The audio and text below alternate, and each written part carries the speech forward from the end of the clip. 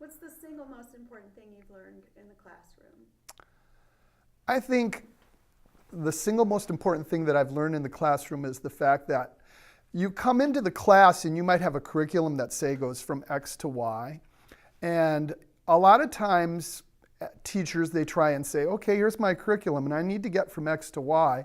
And yet the kids come in and they're at a different X than your X. And they may be, carrying a lot of baggage from other things in their life. And so your class, while it might be the most important thing to you in your career, may not be the most important thing to them in their lives. And so what you have to consider is you have to take that individual from wherever they are and try and carry them from their X to their Y.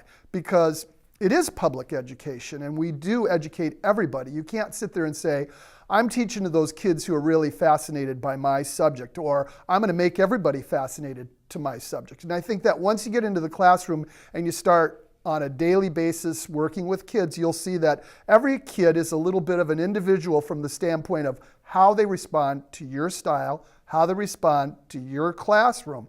And so while you might have kids who are lovers of your style and lovers of your class, you might have other kids who aren't, and yet you still have the responsibility to get them from X to Y. It just may not be the same X to Y that you have in your mind. And so, again, that kind of goes back to being a flexible individual, but it also goes back into getting some insight about the individual kids themselves and then learning what works for that particular student.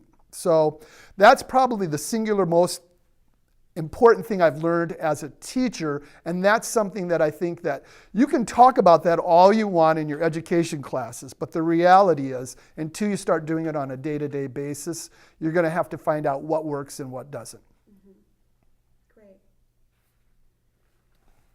What impact do you believe you have made by teaching? Well, unless you get kids constantly providing feedback or emailing you back from college or those kinds of things, and on occasion I get those, and that's great. The thing that I believe that I'm doing is providing the experience, and the experience happens to be in the guise of a biology classroom or a brain studies classroom.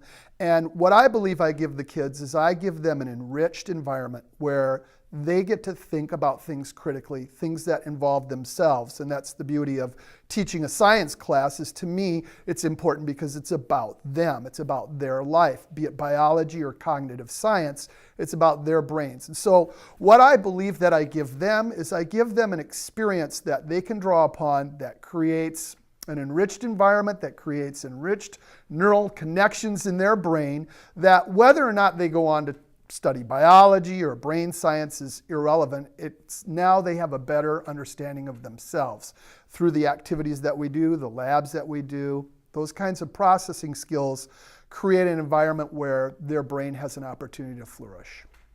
Wonderful. Wonderful. Is there anything that you wish to say? Is there any sort of... Did we hit all those questions? Yeah. Is there any sort of thing that brought up that is a statement you wish to? Yeah, I guess there's probably one thing I'd like to say. Let me think about it for a second, how I want to phrase this.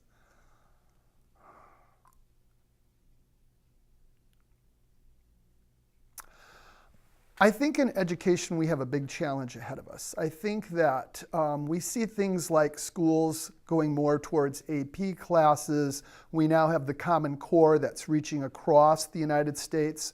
And I think the big challenge for new teachers and for old teachers too who continue to stay in the profession is to how to stay true to the community and stay true to themselves and still teach to the Common Core and to the common objectives.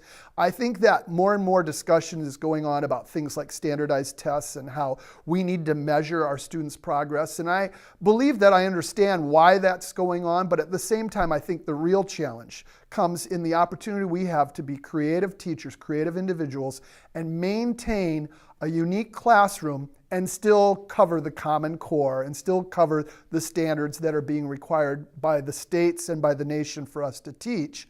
And I think we can do that. I think that that's where the true art of teaching is going to come.